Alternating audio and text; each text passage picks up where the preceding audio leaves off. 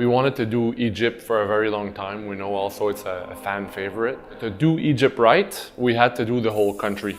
And doing the whole country means a lot of big cities, a lot of villages and towns and deserts and oases. So obviously you can picture a very big world. So the question was, how do we fill that world? How do we make sure that it makes sense for the player? And we wanted to give this time around a lot of freedom to the player. So how do we do that? Basically, we started by giving the NPCs their own agenda. They need to rest, they need to work, they need to eat. So they will travel the world and try to fill those needs by, engaging with either a restaurant or in their house, having dinner with their families or sleeping on the roof of their house. And obviously that layer also applies to guards and enemies in the game. So a fort might be less busy during nighttime because everybody's sleeping, but you got some veterans patrolling around the fort. It might be busier during the daytime. So that's how we make sure that the world is really alive and really makes sense.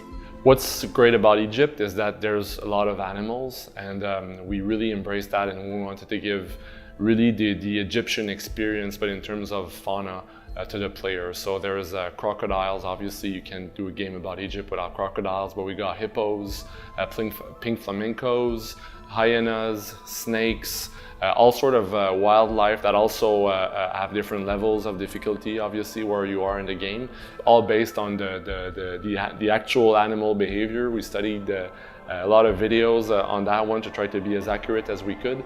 You could just witness two different types of animal fightings, or guards trying to scare off a crocodile that just wandered in their camp and that sort of stuff. And we feel that brings a lot of interesting variety and surprises to the player. And maybe animals can become tools for you in quests to succeed, to track down your targets.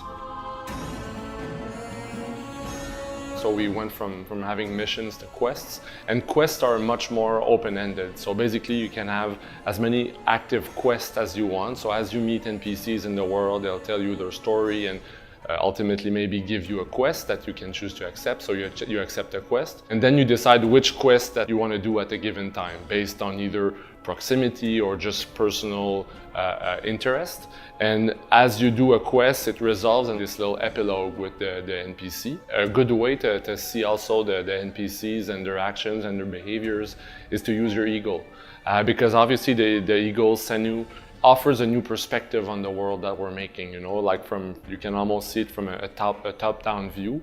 And what's great about the eagle, and I really like to do it whenever I play, is you can target an NPC and see what the NPC is currently doing. So this NPC is working, this guard is patrolling, or this guard is bodyguarding. Oh, what is he guarding? Is he guarding a treasure? Maybe I'll go inside and I'll investigate the fort.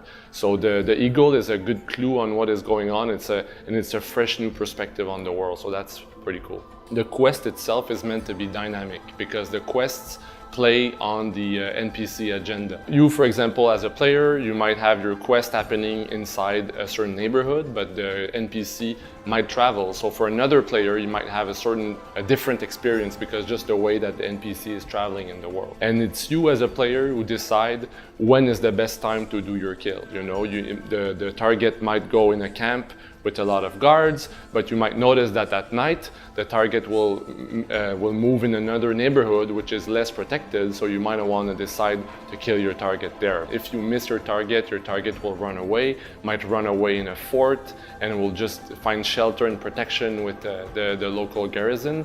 So as much as we can, we want to keep the ball rolling and really have the player adapt his strategy depending on what's happening in the world.